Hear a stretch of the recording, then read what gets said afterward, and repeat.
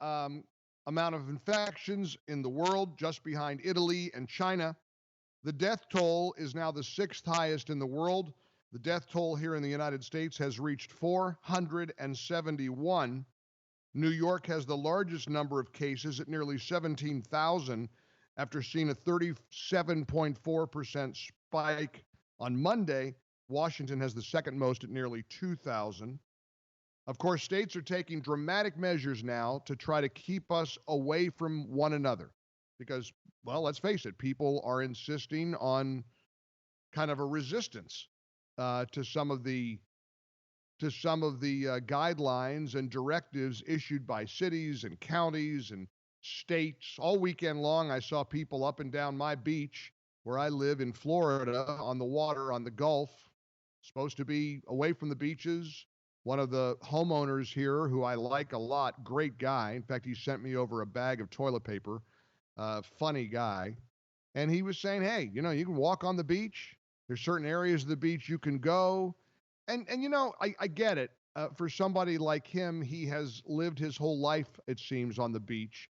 His lovely wife, they grew up here. She grew up in Florida. And it's a real bitter pill to swallow to be told, don't go to the pool, don't go to the beach when you live on a beach. And yet, on the other hand, watching people, I think it was Friday or Saturday, all but young people, 15, 20 of them, all under a tent, making no attempt whatsoever to stay apart from one another. It just shows you that there are going to be people who are just not going to follow the directives and the guidelines that everybody is giving us. The president keeps saying 15 days. 15 days to spread the flow. 15 days.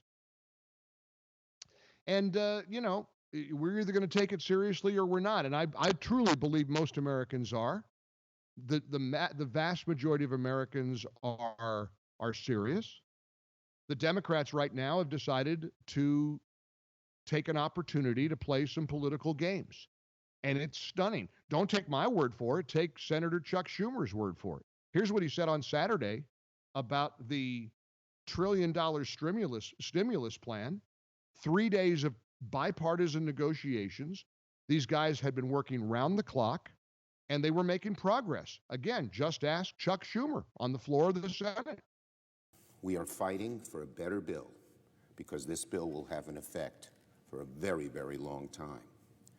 I've been working with Secretary Mnuchin, the President's congressional liaison, Eric. They've been in my office about 6 times tonight. We're making progress.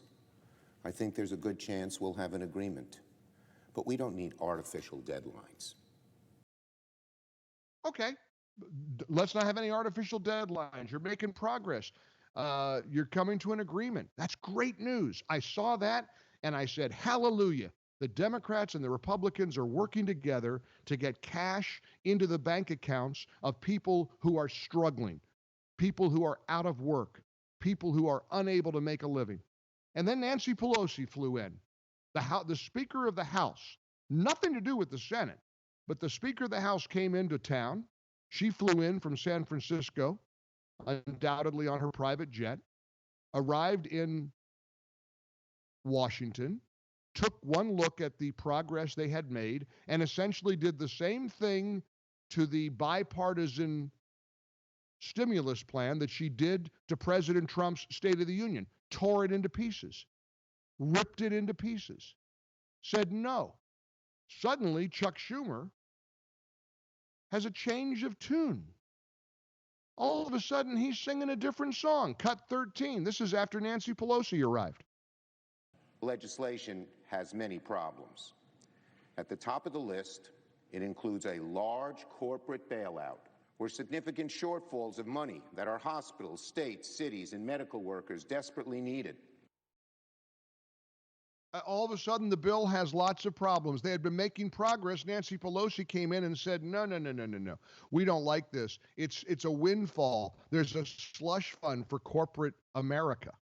So in other words, the way Democrats regularly pound corporate America, they want to keep pounding. Now, I'm no economist, but if companies fold, there won't be a business for the workers to go back to work to once this thing is all over with. I'm not real sure the Democrats have a problem with that. I am resisting the temptation to be partisan. I'm trying to be as bipartisan as I've ever been in my career. COVID-19 doesn't care if you're a Democrat, doesn't care if you're a Republican. There are people of all walks of life who are infected.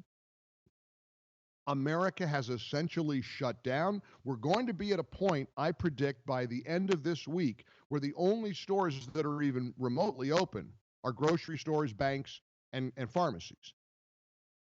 And it's important to support local businesses while you can. I heard a very touching story over the weekend of great friends of mine in South Carolina who went and ordered takeout from the Open Hearth restaurant.